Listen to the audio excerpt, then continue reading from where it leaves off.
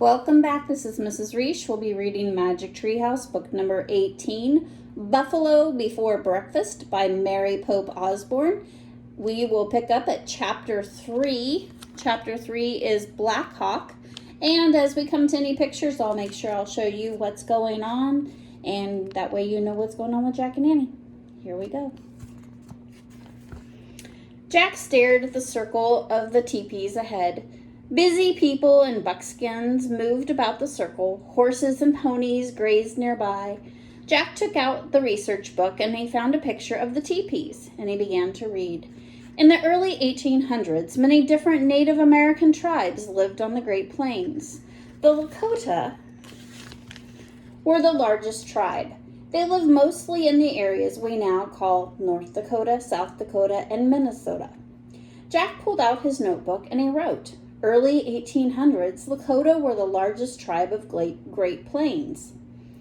Behind Jack and Annie, a horse neighed, and they turned. A horse and a rider were headed toward the teepee camp. The sun was very bright behind the rider, and Jack could only see the outline of a body and a bow and a quiver of arrows on his back. Here is what they see first, just the rider on the horizon. Here's Jack and Annie standing in the teepee area. And then I'll pan out so you can see the whole picture. Jack quickly flipped through the book. He found a picture of a man on horseback carrying a bow and arrows.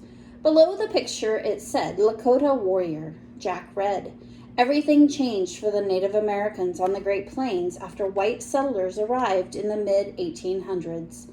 Fighting broke out between Lakota warriors and white soldiers. By the end of the 1800s, the Lakota were defeated.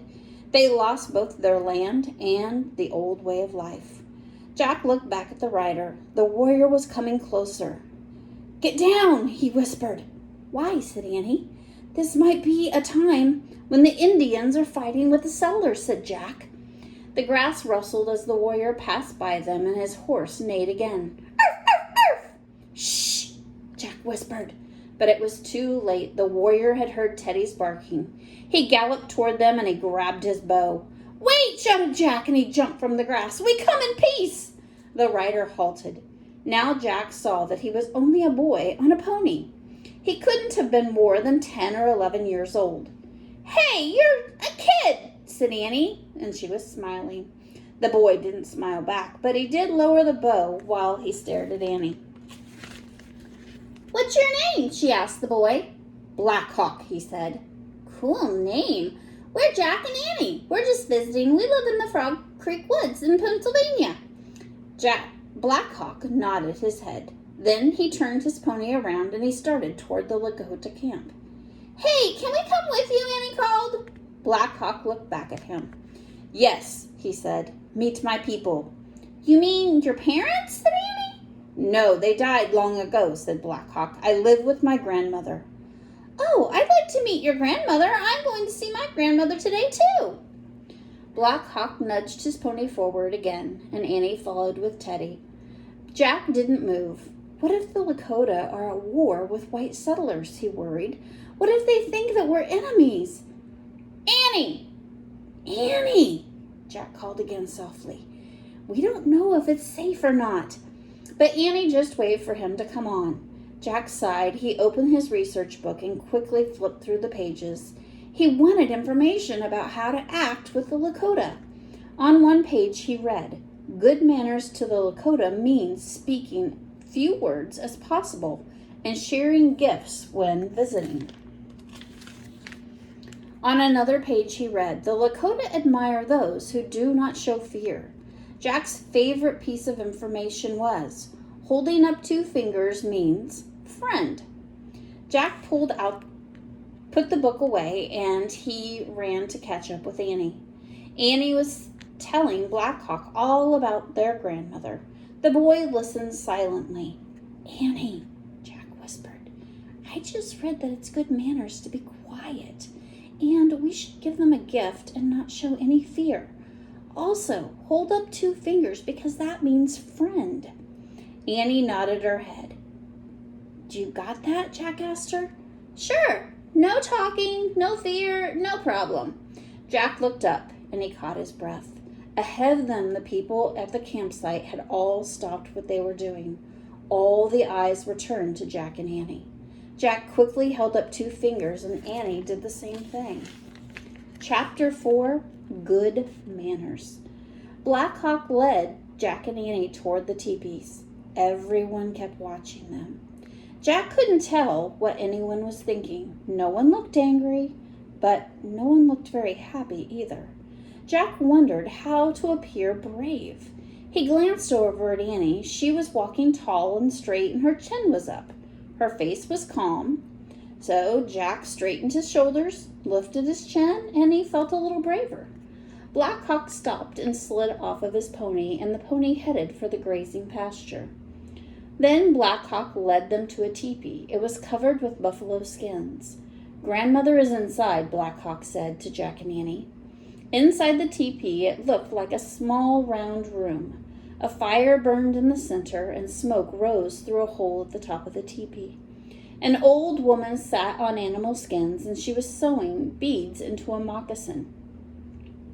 She looked up at Jack and Annie. "Grandmother," said Black Hawk, "this is Jack and Annie from Frog Creek, Pennsylvania."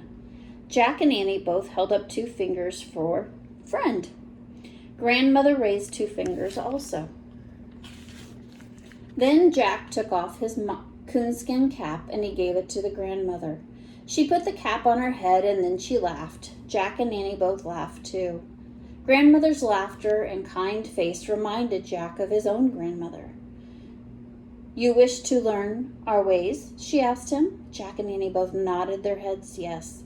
Jack could tell that she was wise. Grandmother stood and left the teepee, and they followed her. Outside, everyone was busy again. They all seemed to know that Jack and Annie weren't enemies. Jack looked around the camp.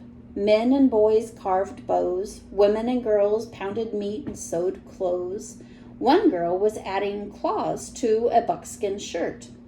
"The bear claws will give her the strength of a bear," said Grandmother. "She will sew on hawk's feathers, elk teeth, and porcupine quills too. All will give her the power of the animals." Jack pulled out his notebook and he began to write. "Sew bear claws to shirt. I have strong animal power when I go on a buffalo hunt," Black Hawk said proudly. "What do you mean?" Jack asked. "I will show you," said Black Hawk. "Wait." Black Hawk went back inside the teepee. Annie turned to the grandmother. "What does he hunt? Why does he hunt the buffalo?" she asked Grandmother. "The buffalo gives our people many gifts," said the old woman.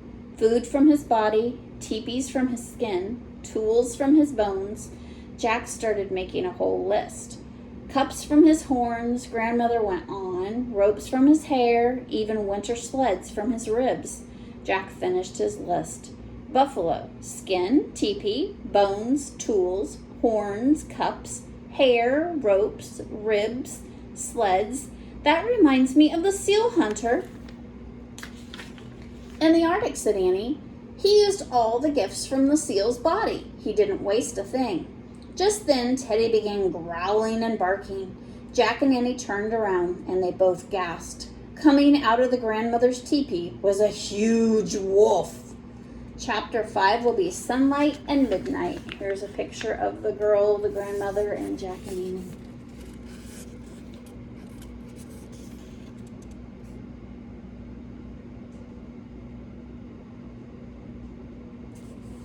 See you tomorrow.